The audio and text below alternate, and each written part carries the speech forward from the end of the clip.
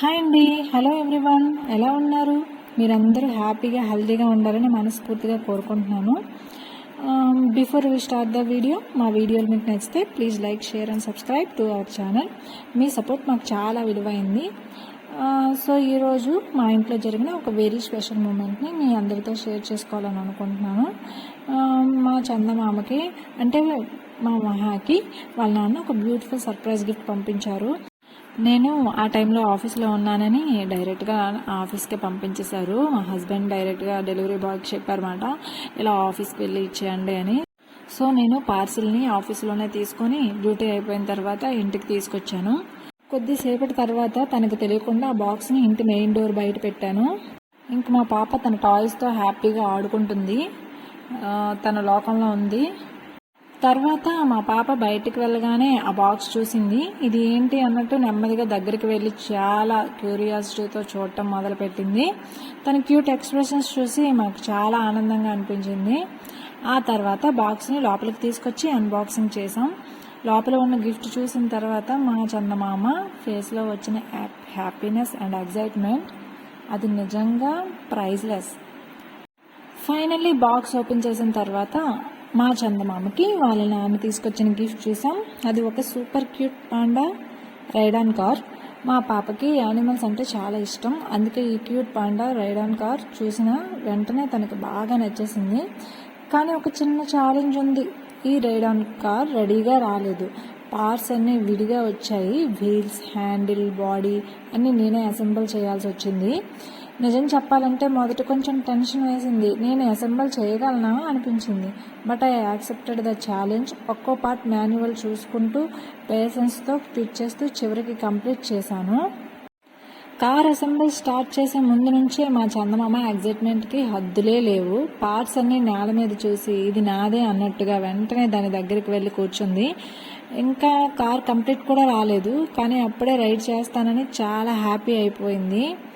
నేను ఒక్క నిమిషం బంగారం ప్లీజ్, ముందు మమ్మీ అసెంబుల్ చేస్తుంది, తర్వాత నువ్వు రైడ్ చెయ్యు అని చెప్పాను. తన ఎగ్జైట్మెంట్ మాత్రం తగ్గలేదు. ఒక్కో పార్ట్ నేను అసెంబుల్ చేస్తుంటే తను పక్కనే నిలబడి చాలా క్యూరియాసిటీతో చూస్తుంది. కొన్నిసార్లు పార్ట్స్ పట్టుకోవడానికి కూడా ట్రై చేసింది.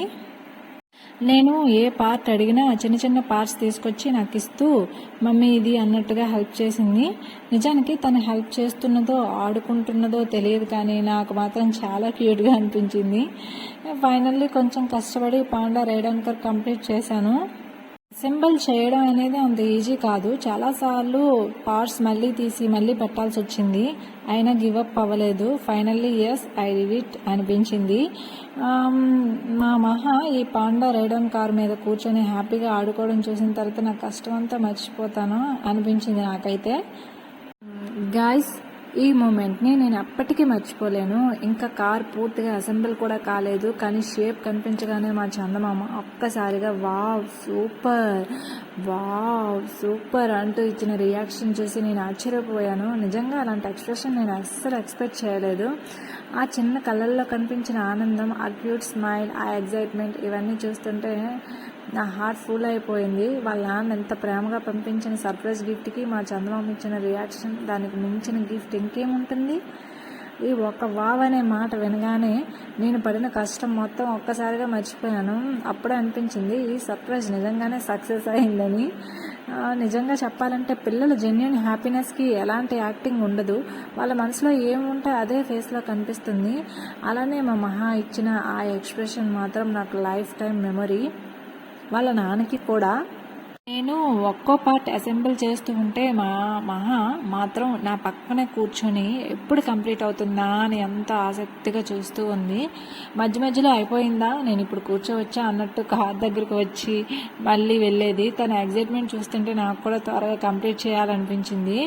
కొన్నిసార్లు కార్ మీద కూర్చోడానికి కూడా ట్రై చేసింది. నేను మాత్రం ఒక 2 నిమిషాల బంగారం, ఇంకా లిటిల్ బిట్ మాత్రమే ఉంది, కంప్లీట్ అయిన వెంటనే ఫస్ట్ రైడ్ నీదే అని చెప్పి తనని ఆపాల్సి వచ్చింది.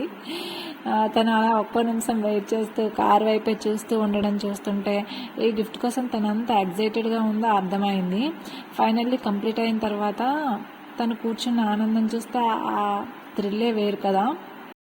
అలా ఒక్కో పార్ట్, ఒక్కో స్క్రూ, ఒక్కో వీల్ ఫిట్ చేస్తూ కష్టపడుతూనే చివరికి పాండా రైడన్ కార్ని పూర్తిగా అసెంబుల్ చేసేసాను.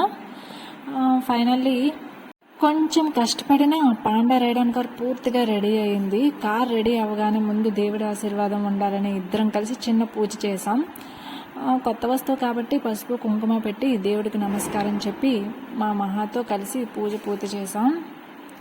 ఆ తర్వాత ఎంతో ఎదురు చూసిన మూమెంట్ వచ్చేసింది. మా మహా ఆ పాండా రైడన్ కార్ మీద కూర్చోబెట్టాను.